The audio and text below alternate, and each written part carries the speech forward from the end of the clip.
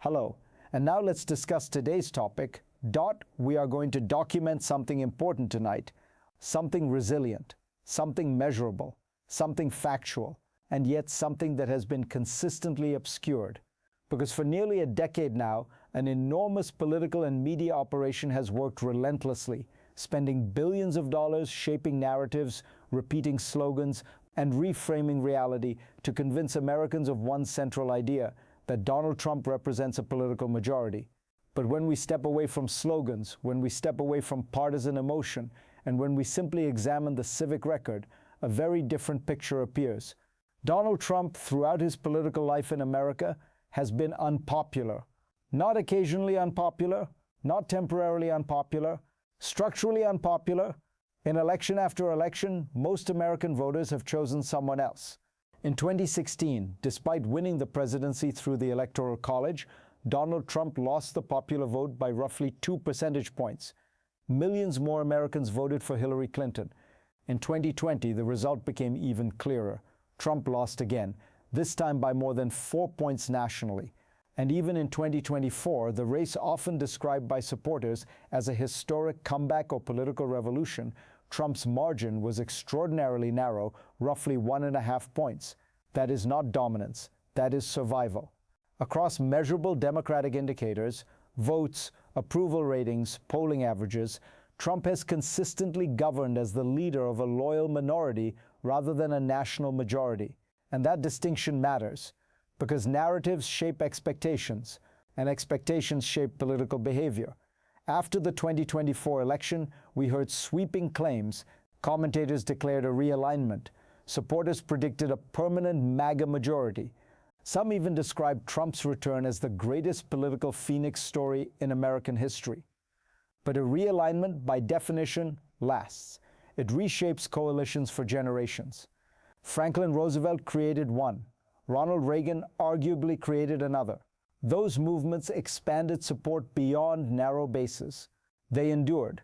If 2024 truly represented such a transformation, Trump's approval would not have collapsed within a year. A political realignment does not evaporate after 12 months. Instead, Trump has returned to the same political position that has defined nearly his entire career: weak national approval and divided public support. Tonight, he stands not as the architect of a dominant movement, but as a historically unpopular president entering the latter phase of power. And history gives us context. When we examine modern presidential elections, Americans have chosen the Democratic candidate in 7 of the last 9 contests. That is not commentary. That is arithmetic. Strip away pundits. Ignore cable news debates. Forget social media narratives. Simply ask, whom did more Americans vote for? Most of the time, the Democrat. You may agree with that preference or strongly oppose it, but it remains the clearest measurable expression of public will. And yet confusion persists, partly because the Electoral College can produce outcomes that differ from the popular vote, and partly because a sophisticated media ecosystem repeatedly insists that Democrats represent an out-of-touch minority while portraying Trumpism as culturally dominant. Opinion is free, but outcomes are factual. And the outcomes show something consistent. Trump has rarely commanded majority approval. Now Americans are reacting again, not to campaign rhetoric, but to governance itself. Approval ratings place Trump deeply underwater, approaching levels seen during the aftermath of January 6th. That decline reflects something fundamental. Donald Trump was effectively rehired in 2024 for one primary task: fix the economy. Voters expressed frustration with inflation, affordability, and economic uncertainty under the previous administration. Many were not necessarily embracing Trump personally, they were rejecting economic dissatisfaction. But governing creates accountability. And today Americans are asking a familiar Democratic question: are you better off than you were a year ago? Across polling, elections, and public sentiment, the answer increasingly appears to be no. Affordability remains central. Prices remain high. Economic anxiety persists, and voters who expected rapid improvement are expressing disappointment. Recent elections reinforce this reaction. Key state contests have shifted toward Democrats, including races in traditionally competitive or even conservative areas. Meanwhile, judicial decisions limiting executive trade powers have undercut one of Trump's central economic strategies. Policy promises are colliding with institutional limits. Supporters argue Trump retains an intensely loyal base. That is true, but loyalty within a base is not equivalent to national popularity. Even demographic groups that moved modestly toward Trump, including younger male voters, show signs of reverting toward traditional voting patterns. The broader electorate appears to be returning to historical norms, which makes one development especially remarkable. A long record of narrow victories and frequent defeats has been transformed rhetorically into claims of overwhelming dominance. Even business and technology elites began preparing for what they feared might become a permanent MAGA governing era, yet measurable reality suggests something far less dramatic.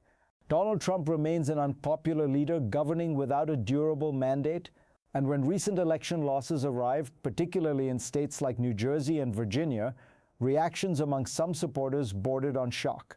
But the results were entirely consistent with long-term trends. They were not anomalies, they were confirmations. Republicans suffered significant setbacks. Strategists openly acknowledged political damage that could last years. What some experienced as sudden whiplash was actually the predictable outcome of sustained weak national support, which raises an unavoidable question: what happens next?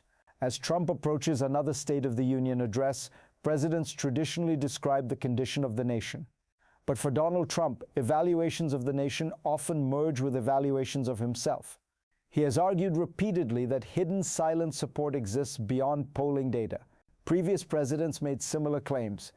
But unlike Reagan or Nixon at comparable moments, Trump trails nearly every modern two-term president in approval at this stage.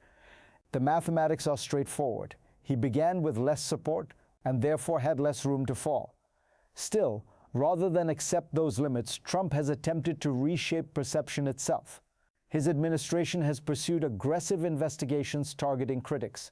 Journalists, comedians, legal institutions, universities, and media organizations have faced threats or retaliation. Many challenges have failed in court. Yet the objective often appears broader than legal victory.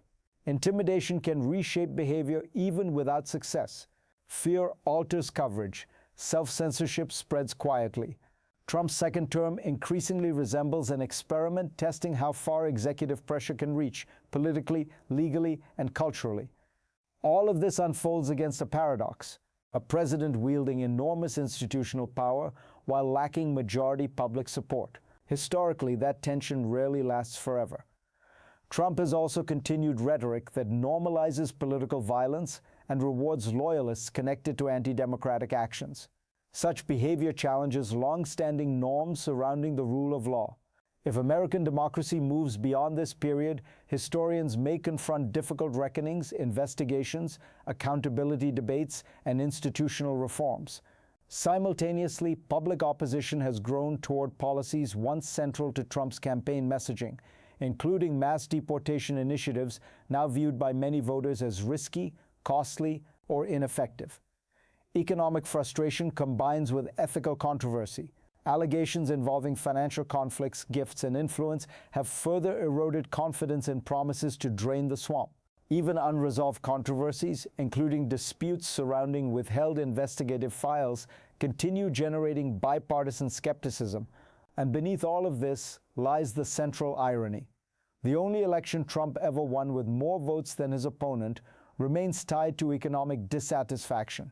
Yet it is precisely economic performance where public rejection now appears strongest. Throughout this report, we have focused on stubborn facts, voting results, approval data, historical comparison, but numbers alone do not explain everything. Information environments matter. Modern political reality operates through powerful filters: cable networks, partisan platforms, podcasts, social media algorithms, billionaire-owned media institutions. Narratives travel faster than corrections. And when misinformation becomes profitable, repetition can temporarily overwhelm evidence. Even so, fractures are emerging. Some conservative voices now openly question government overreach, censorship concerns, and constitutional boundaries. Polling shows measurable Republican disapproval, a significant development within a traditionally unified party base. At the same time, mass protest movements have expanded nationwide. Citizens demonstrating publicly echo principles embedded in America's founding. Resistance to concentrated power perceived as abusive. History reminds us that unpopular rulers often maintain authority longer than expected. King George III was not widely loved in the colonies. He retained power until suddenly he did not. Democratic decline rarely occurs through dramatic collapse. More often, it unfolds gradually, followed by collective recognition. People realize a leader lacks broad support. Fear fades, participation rises, and political change accelerates. Today, Americans live through a similar paradox, a historically unpopular leader exercising extraordinary influence. That disconnect can feel unsettling, but it is also temporary, because democracy ultimately depends not on volume, spectacle, or intimidation, but numbers, and numbers tell a consistent story. Donald Trump has never commanded enduring majority support. He governs now as an unpopular lame duck president with limited time remaining. Threats replace persuasion when persuasion fails. Noise replaces consensus when consensus does not exist. As one observer of power once suggested, sometimes those who appear strongest are compensating for weakness. Thank you for watching the video. So if you liked it, please subscribe and like so we have the motivation to make more videos.